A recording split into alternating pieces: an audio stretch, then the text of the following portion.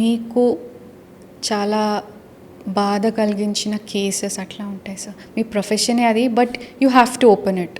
Yeah తప్పదు అన్న 1-2 cases ఏమన్నా? అంటే మనకు యూజువల్గా జనరలైజ్గా చెప్పాలంటే మనకు ఓరల్ క్యాన్సర్ ఎక్కువ కేసెస్ చూస్తుంటాం మనము. 40 years, 45 years, 50 years అట్లా చూస్తుంటాం అన్నట్టు.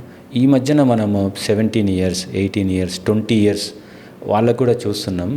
వాళ్ళ ఫ్యూచర్ అంతా, లైఫ్ అంతా ఉంది.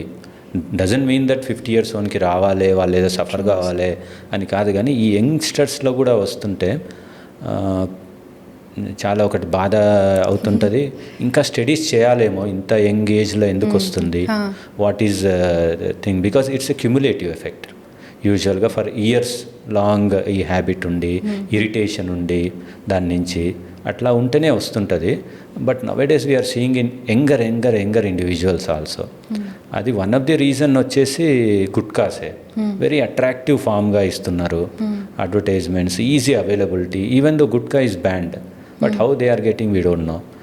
అవన్నీ యంగ్ ఏజ్ పేషెంట్స్లలో మనం చూస్తుంటే చాలా బాధ అవుతుంది. కొంతమంది కోసం అయితే మేము జనరల్ సర్జరీ డిపార్ట్మెంట్కి వెళ్ళాము. ఎంఎన్జే క్యాన్సర్లో కూడా ఎంఎన్జే క్యాన్సర్ హాస్పిటల్ ఉంది, వాళ్ళు చాలా బాగా ట్రీట్మెంట్స్ చేస్తారు.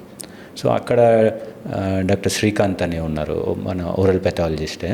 అతనికి నేను వీక్లీ ఒక్కసారైనా కాల్ చేస్తుంటాను, ఇట్లా పేషెంట్స్ ఉన్నారు, ఇక్కడ చేస్తున్నాం, మీ దగ్గర కూడా పంపిస్తాం, చూసుకోండి అని.